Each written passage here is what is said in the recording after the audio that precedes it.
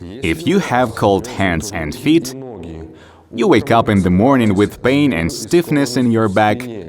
When you walk for a long time, you feel your legs swelling and it becomes difficult for you to walk. This is most often related to the blood vessels in your body. The point is that the body has two circulatory systems through which blood flows. This is arterial blood, which is enriched with oxygen and food, and venous blood, which takes all the toxins and waste on itself. The blood that goes from the heart through the limbs to the head, going down to the feet, spreading down to the feet and coming back up, taking the venous blood. This should be the correct cycle. But if there is a spasm in the vessels, they are constricted, the muscles are constricted, they don't allow the blood to push through. Naturally, you will feel cold and freezing. And it turns out that all the blood can accumulate in the area of the back of the head, in the area of the heart, and there will be no blood circulation to the arms and legs, and you will be constantly hypothermic, constantly sick.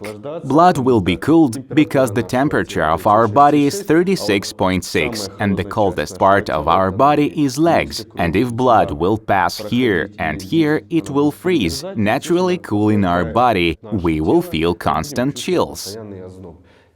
I will show a set of exercises that will help restore circulation, relieve muscle spasm, and restore your muscle tone. First of all, we need to remove all the tightness of the legs, because the legs are the second heart that pumps blood and remove this feeling of tension and the feeling of morning stiffness. For this, we need a sofa, a bed, anything, even the floor. Take a towel like this, fold it into a roll and lie on your back. Your first task is to stretch your leg muscles. Sit down, grab the towel by the toe, and do this kind of stretching. Lie down on your back, put the towel on your toe, and start pulling. Your task is to feel the tension here in the area of the calf muscle. Stretch with your hands and straighten your leg to yourself and slowly lift it up. I don't have much elasticity, so the goal is if you can lift your leg higher, you stretch your leg here. I can only do it like this. It's enough because it's usually clamped here. Stretching for about 15 to 20 seconds, feel warmth, slight relaxation, and change the foot. On the toe of the left foot, and do the same thing with this foot. Stretch. 15 to 20 seconds in order to remove the vasospasm and to restore the muscles, to remove the tension from them in order to further restore this blood circulation. Good. This stretch is over. Next exercise, with the base of the foot. This part of the foot rests on the towel. Pull it towards you and push. You pull it over yourself and push forward as far as possible. Pull it over yourself and push forward. It creates a kind of pumpage for muscles and for vessels, which pushes blood circulation and restores muscle tone. You do this about 10 to 15 times. First on the left leg, and then on the right leg. I would like to draw your attention to the fact that you are now doing the exercise with a towel, but the same exercise you can perform, of course, with a rubber band. There are special rubber bands. They are different color because they have different level of tension. I took a medium blue rubber band, and with the help of the rubber band, you can also do the exercise. Take it like this, and you can work your legs from 30 to 40 times. I want to draw your attention that you can do either alternately or simultaneously with both legs, creating a kind of pumpage in the pelvic area, abs,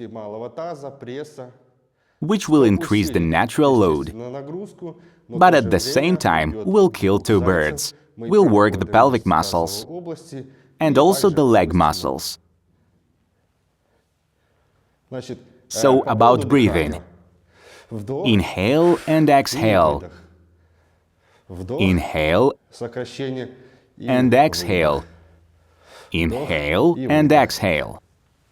In order to do the pumping correctly, you need to breathe correctly.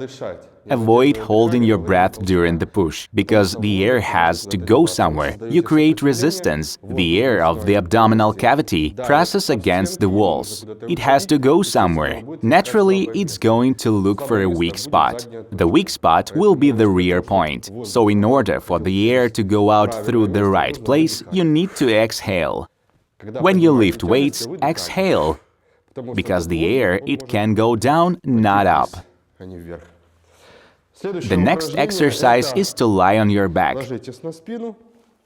Take a rubber band or a towel, put it on your feet, pull it tight, and put your feet down, creating some kind of tension.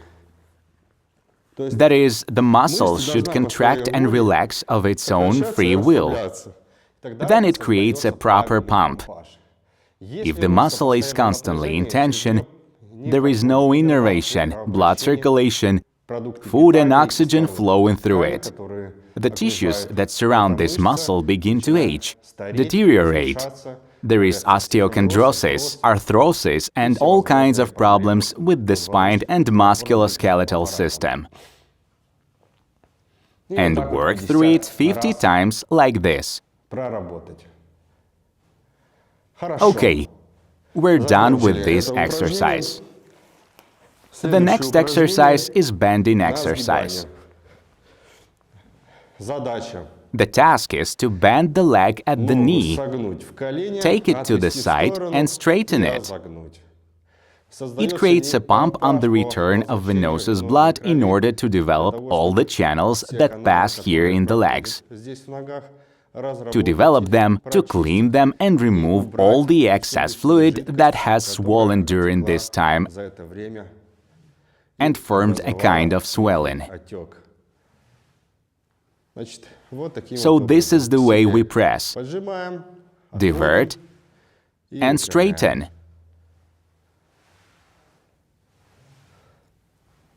I pay your attention that the diverting should be comfortable, no stopping.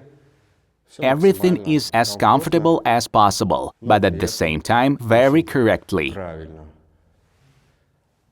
Do the same about 20 times. Do the same on the left leg. The movements are uncomplicated. The movements are simple, but at the same time very effective and correct. The proper amplitude of movements is preserved here. Each joint follows the correct amount of movement and the anatomical location of a particular joint. The hip joint can move with such amplitude, most often when a person has arthrosis. It is hard for him to stretch his leg like this. He gets a pulling pain in the groin. Therefore, we will also develop the hip joints in this way. And in the pelvic area, we made a butterfly, feet together and knees outwards, and worked 50 times in this way. We open, breathe. As they say, breathe with the pelvis. Spread the legs and work out. Hip joints help us to correctly restore the amplitude of movements and open up. The abdomen at this time should be a little bit pressed, so that the internal organs hold together a bit, to get that extra tummy out of the way. Okay. And the hand exercise. Our goal is to restore blood circulation to the hands improve outflow, take away stiffness in the hands, take away this swelling and these clots that can appear over time. We're going to need a towel too. What you need to do is to twist it into a roll, raise it above you like this, and first develop your shoulders. Usually weightlifters do this exercise before pushing the bar. But we develop these shoulder joints through this movement. Lift up and bend a little bit in the back. Bend up and unbend.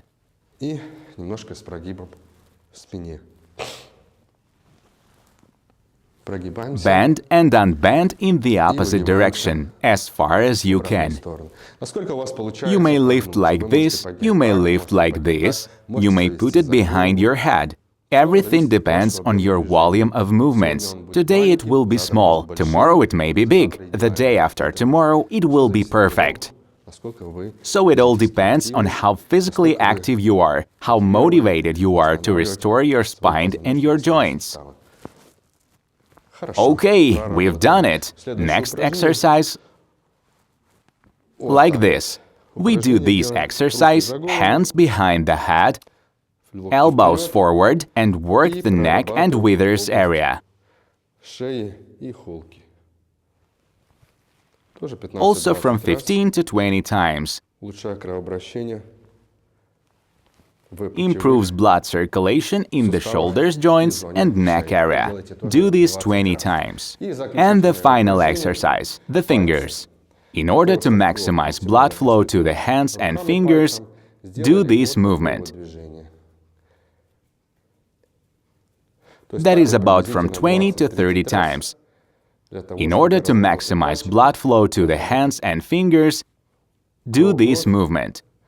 In order to develop fingers, to disperse blood through the limbs and thus to warm up the whole body, which tends to cool down, we warm it up. If your blood is cold, you need to warm it up.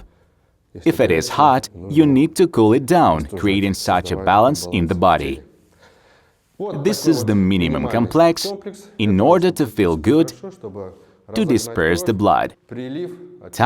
Tide, and thus be healthy and strong. Don't get sick. Hang in here, be healthy. Bye.